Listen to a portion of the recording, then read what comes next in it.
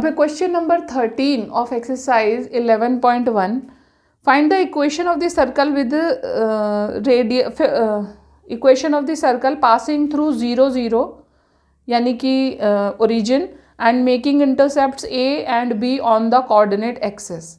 अब इसमें हमें सर्कल की जो इक्वेशन है वो फाइंड आउट करनी है।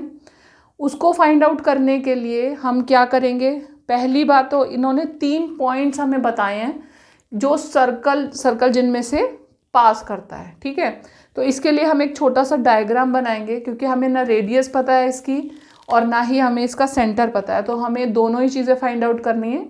बस इन्होंने 3 पॉइंट्स दिए हैं जिनमें से वो पास करता है सर्कल। तो सबसे पहला ये इन्होंने दिया है origin, circle passes through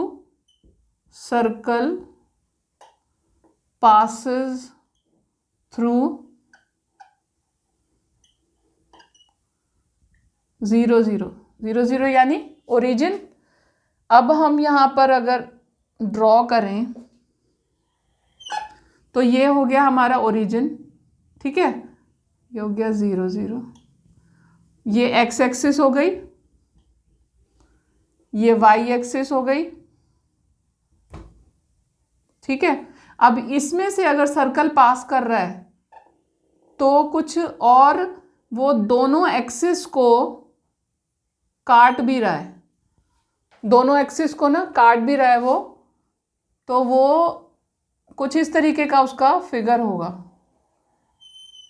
a और बी इंटरसेप्ट पे वो काट रहा है। एक्स एक्सिस पे मान लो ए और बी, उन्होंने कुछ ऐसा मेंशन नहीं किया कि कौन से एक्सिस पे क्या है, तो उन्होंने, हम मान लेते हैं कुछ भी, यहाँ पर हमने ले लिया ए 0 और यहाँ पे ले लिया हमने 0 बी।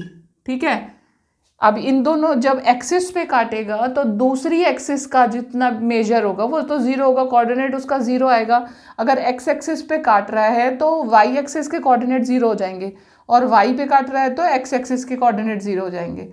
तो उसके अकॉर्डिंग ये हमने फिगर ड्रॉ कर लिया, ओरिजिन में से भी पास हो रहा है और दोनों के दोनों कोऑर्डिनेट एक्सिस को वो बी और ए पर काट रहा है। ठीक है, अब हम क्या करेंगे, अब ये तीनों ही जो स्टैंडर्ड इक्वेशन होगी उसे सेटिस्फाई करेंगे, तीनों के तीनों ही। अगर हम मान लेते हैं कि एच के इसका सेंटर है, मान लेते हैं हम, let centre of the circle, centre is equal to क्या हो जाएगा, एच के। ठीक है, एच के हमने मान लिया कि सेंटर है सर्कल का, तो उसके अकॉर्डिंग हमारे पास जो स्टैंडर्ड इक्वेशन है वो क्या होगी, x minus h whole square plus y minus k का whole square is equal to r square. ठीक है, ये हो जाएगा हमारे पास स्टैंडर्ड इक्वेशन। अब हम इस इक्वेशन को सेटिस्फाई करने के लिए जब 0 0 का यूज़ करेंगे, पहले हमें गिवन है कि 0 0 उसमें से पास करता है, तो हम सबसे पहले इसमें 0 0 यानी ओरिजिन के कोऑर्डिनेट्स यहाँ पर पुट करते हैं। अगर हम x और y की जगह 0 0 पुट करेंगे तो हमारे पास क्या आ जाएगा, 0 माइनस एच का whole square plus 0 minus k का whole square is equal to r square. ठीक है, अब इसे कंबाइन, इसको और इसको स्क्वायर कर दिया तो क्या आया, h square plus k square is equal to r square. एक तो हमारे पास इक्वेशन ये आ गई, इसे हम इक्वेशन नंबर 1 कह सकते हैं। अब दो हमारे को और पॉइंट्स गिवन है, 0 बी और ए 0। ठीक है, इन दोनों से भी सेम कंडीशन लगाकर हम इसी तरह से निकाल सकते हैं। अब अगर हम कहें कि ये जो इक्वेशन है, ये दोनों पॉइंट्स हैं, इन्हें हम कंबाइन अगर कर दें, इस तरीके से कंबाइन कर दें, तो अगर हम ऑब्जर्व करें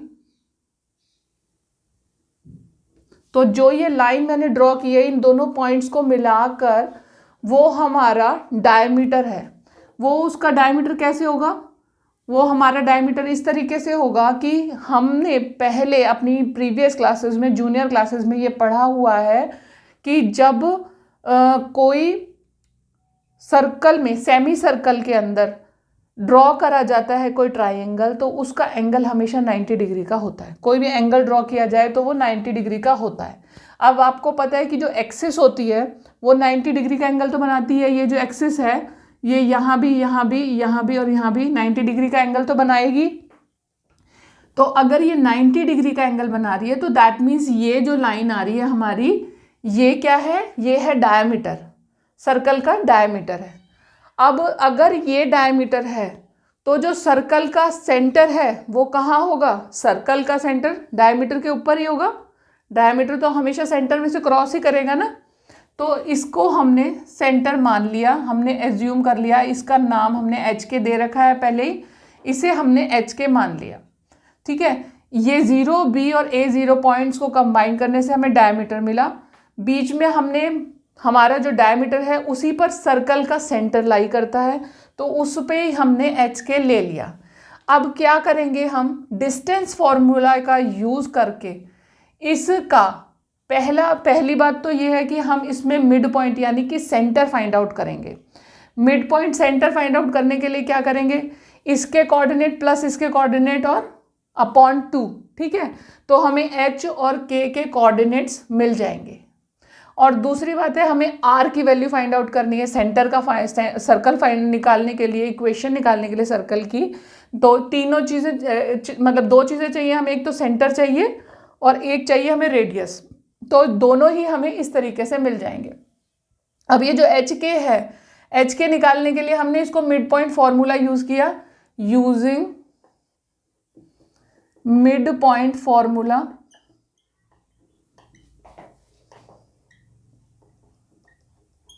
यूजिंग मिड पॉइंट फॉर्मूला, तो ये आ गया आपके पास में, इसका एक्स एक्सिस और इसका एक्स एक्सिस क्या है, 0 प्लस ए अपॉन 2। ठीक है, मिड पॉइंट फॉर्मूला को जनरल फॉर्म में लिखते हैं तो क्या बनता है, x1 प्लस x2 अपॉन 2 और y1 प्लस y2 अपॉन 2। ठीक है, ये आता है हमारे पास में कोऑर्डिनेट। तो हमारे पास अब कैसे आएगा, हमारे पास आएगा 0 प्लस ए अपॉन 2 और बी प्लस 0 अपॉन 2। ठीक है, ये आ गया, यानी कि a अपॉन 2 और b अपॉन 2, ये आ गए हमारे पास में कोऑर्डिनेट्स, किसके, सेंटर के कोऑर्डिनेट्स आ गए। h और k की वैल्यू आ गई हमारे पास। अब जब हमारे पास में h और k की वैल्यू है तो हम रेडियस की वैल्यू तो फाइंड आउट वैसे ही कर लेंगे। ठीक है, ये हमने फॉर्मूले में यहाँ पुट किया था, ओरिजिन का इस्तेमाल करके इक्वेशन नंबर 1 बनाई थी। आर स्क्वायर में अगर हम ये दोनों वैल्यू पुट कर देंगे तो हमारे पास आर की वैल्यू आ जाएगी। और हमें और क्या चाहिए, हमें इक्वेशन ही तो बनानी है, हम सीधा सीधा इसमें वो वैल्यू पुट कर देते हैं। ठीक है, तो हमने यहाँ पे x माइनस, पहले तो हमने r की वैल्यू निकालनी है, तो हमने r के लिए लिखा h square plus k square is equal to r square. ठीक है, h square plus k square यानी कि ये वाली वैल्यू यहाँ पर हमने यूज़ किया। ये h का कोऑर्डिनेट कितना है, a अपॉन 2 का whole square plus b upon 2 का whole square is equal to r square. ठीक है, हमें बेसिकली चाहिए तो आर स्क्वायर ही चाहिए, तो इनको कंबाइन कर दिया, ये हो गया हमारे पास में a square plus a square upon 4 b square upon 4, इसको लिख दिया हमने a square plus b square upon 4 is equal to r square. Equation बनाने के लिए हमें आर स्क्वायर की ही ज़रूरत पड़ेगी, तो हमने इसको एज इट इज़ रहने दिया। उसके बाद अब इक्वेशन बनाने के लिए h और k दोनों के हमारे पास कोऑर्डिनेट्स हैं। जब दोनों के कोऑर्डिनेट्स हैं तो हम सिंपल स्टैंडर्ड इक्वेशन में h और k की वैल्यू पुट करेंगे। h की वैल्यू क्या है हमारे पास में, a अपॉन 2 का whole square plus y minus b upon 2 का whole square is equal to r square. R square क्या है, ये है a square plus b square upon 4। ठीक है, ये हमने पुट कर दिया। अब इसे हम सॉल्व करें, x square plus a square upon 4, a upon 2 का स्क्वायर कर दिया, minus 2 into a upon 2 into में x plus y square plus b square upon 4 minus 2 into में बी अपॉन 2 इंटू में y is equal to a square plus b square upon 4। ठीक है, ये हो गया। अब 2 से 2 कैंसिल हो गया, 2 से 2 कैंसिल हो गया, हमारे पास क्या बचा, एक्स स्क्वायर। अब हम पावर के अकॉर्डिंग अगर इनको अरेंज कर रहे हैं तो ये x square plus y square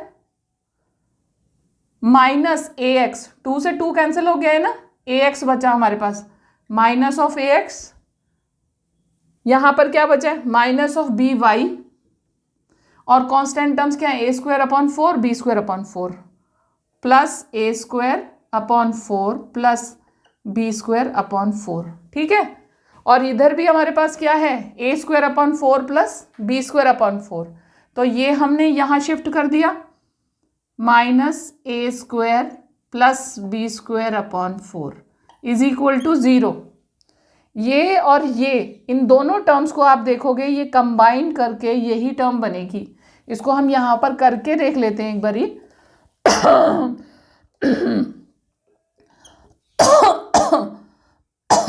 A square upon 4 plus b square upon 4 minus a square plus b square upon 4। ठीक है, सारे कैंसिल हो गए आपस में, इसका आंसर क्या आ गया, 0 आ गया। ए स्क्वायर से ए स्क्वायर, बी स्क्वायर से बी स्क्वायर कैंसिल हो गया, 0 आ गया आंसर। आपके पास जो रिमेनिंग इक्वेशन है वो क्या बनी, फाइनल इक्वेशन है x square plus y square minus a x minus b y is equal to 0। Question number 14 of equation exercise number 11.1 question है, find the equation of a circle with centre 2 2 and passes through the point 4 5। अब इसमें आपको circle के coordinates पहले से given है और एक पॉइंट भी दे रखा है, कोऑर्डिनेट्स दे रखे हैं जो कि सर्कल को सेटिस्फाई करते हैं, दैट मीन्स सर्कल उसमें से पास करता है। ठीक है, तो सबसे पहले हमने इक्वेशन को कंबाइन, जो स्टैंडर्ड इक्वेशन होती है वो लिख ली हमने, x माइनस एच का whole square y minus k का whole square equal to r square. इसमें h और k क्या होते हैं, सेंटर के कोऑर्डिनेट जो हम एज्यूम करते हैं, आर स्क्वायर यानी रेडियस। तो यहाँ पर हमें जब सेंटर के कोऑर्डिनेट्स गिवन है तो हम उसमें डायरेक्ट ये सेंटर के कोऑर्डिनेट्स पुट करके हमने इक्वेशन बना ली, x माइनस 2 का whole square plus y minus 2 का whole square is equal to r square. अब ये तो हमारी इक्वेशन बन गई, लेकिन आर स्क्वायर हमारे पास अभी भी नहीं है। तो जो दूसरा पॉइंट गिवन है, जो पॉइंट स्टैंडर्ड एक पॉइंट गिवन है हमें 4 5, हम लिखेंगे सर्कल पासेस थ्रू, ये हमें गिवन है सर्कल पासेस थ्रू 4 5। ठीक है, 4 5 में से पास करता है सर्कल, तो जब ये 4 5 है ये इक्वेशन को सेटिस्फाई करेंगे, इसी सर्कल की इक्वेशन को सेटिस्फाई करेंगे। दैट मीन्स x और y की जगह हम इन को यूज कर सकते हैं। तो हमने x की जगह 4 माइनस 2 कर दिया, प्लस y की जगह 5 कर दिया, 5 माइनस 2 का होल स्क्वायर कर दिया, इज इक्वल टू क्या हो गया, आर स्क्वायर। 4 माइनस 2 कितना हो गया, 2 स्क्वायर प्लस 5 माइनस 2 यानी 3 square is equal to r square. 2 2 ज़ा 4, 3 3 ज़ा 9, r square. 9 plus 4 is equal to कितना हो गया, 13। आर स्क्वायर की जगह आपके पास में आ गया 13। ठीक है, अब इक्वेशन जो हमारी स्टैंडर्ड इक्वेशन है वो तो यही है ना, इसी को सॉल्व कर सकते हैं, बस इसमें हम आर स्क्वायर की वैल्यू पुट करेंगे। इसे हम इक्वेशन नंबर 1 कह देंगे और इसे कह देंगे 2। ठीक है, तो इसमें जब हम आर स्क्वायर की वैल्यू पुट करेंगे तो हमारी पूरी इक्वेशन जो रिक्वायर्ड है वो आ जाएगी। तो हमने लिखा putting the value of r square from 2 in 1, 2 से 1 में हमने इक्वेशन की वैल्यू यूज की। ठीक है, तो क्या वैल्यू थी, 13, इसमें पुट करेंगे, ये हमारे पास यहाँ आ जाएगा x माइनस 2 का whole square plus y minus 2 का whole square is equal to 13। हम आर स्क्वायर की वैल्यू को डायरेक्ट यूज कर रहे हैं, हमें स्क्वायर रूट निकालने की जरूरत नहीं, क्योंकि हमें इसे आर स्क्वायर ही चाहिए। तो हमने किया x square plus 4 minus 4x plus y square plus 4 minus 4y is equal to 13। ठीक है, अब हम इन्हें उसके अकॉर्डिंग एडजस्ट कर लेंगे, पावर्स के according, x square plus y square minus 4x minus 4y plus 4 plus 4 minus ये जो 13 है इसे इधर शिफ्ट कर दिया, -13 इज इक्वल टू 0। 4 और 4 कितना हो गया 18, 13 से कंबाइन कर दिया, x² + y² -4x -4y -4 4 8, 8 minus of 13 है ना, तो साइन आएगा माइनस का -5। ये आपकी रिक्वायर्ड इक्वेशन आ गई सर्कल की। अब है आपका पास question number 15 of exercise 11.1। Question में आपसे पूछा गया does the point -2.5 and 3.5 lie inside outside or on the circle, और एक सर्कल की इक्वेशन भी गिवन है। तो जब ऐसा हो तो क्या होता है कि जो सर्कल की इक्वेशन को सेटिस्फाई करे ऐसे कोऑर्डिनेट्स तो सर्कल पे लाई करेंगे, लेकिन अगर उसकी वैल्यू रेडियस के स्क्वायर से कम आती है तो वो अंदर लाई करेंगे इनसाइड द सर्कल, और अगर ज़्यादा आती है तो आउटसाइड द सर्कल। तो इस केस में हमें जो पॉइंट्स गिवन हैं वो हम x और y की जगह पुट करके देखते हैं हमारे पास क्या वैल्यू आती है। तो ये है -2.5 का होल स्क्वायर प्लस y की जगह करेंगे हम 3.5 का होल स्क्वायर। ठीक है, तो ये क्या आ जाएगा, -2.5 को जब हम स्क्वायर करेंगे तो 2.5 × 2.5, इसका स्क्वायर आएगा 6.25। ठीक है, इसमें माइनस का साइन तो खत्म हो ही जाएगा, तो हमने लिख दिया +6.25 प्लस 3.5, 3.5 को 3.5 से किया आपने, इसका स्क्वायर भी कर सकते हो 3.5। ठीक है, कैसे करोगे आप इसका स्क्वायर? स्क्वायर निकालने के लिए मैंने शॉर्टकट वीडियोस भी बनाई हुई हैं, आप वो भी देख सकते हो इजीली स्क्वायर फाइंड आउट करने के लिए। 5 का हो गया 25, 3 3 ज़ा 9, और ये हो गया 3 5 ज़ा 15, 2 ज़ा 30। ये आ गया आपके पास में 12.25, इसका आंसर आ गया। 33.5 का स्क्वायर आपने निकाला, 12.25 इसका आंसर आ गया, 12.25। ठीक है, इन दोनों को ऐड कर दो, 6.25, 12.25, 25 50, और 6 2 18.50 आपके पास में 18.50 आपके पास में इसका आंसर आ गया। और ये क्या है, ये लेस है 25 से। ठीक है, दिस इज लेस देन 25, तो ये हमारे सर्कल में कहाँ लाई करेगा, इनसाइड द सर्कल लाई करेगा। तो हमें इसके लिए लिखना पड़ेगा as the equation is not, ऊपर लिख देते हैं, as the equation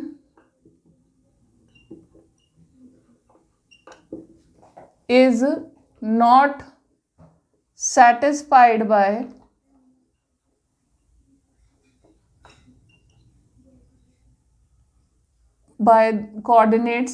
the coordinates and sum is less than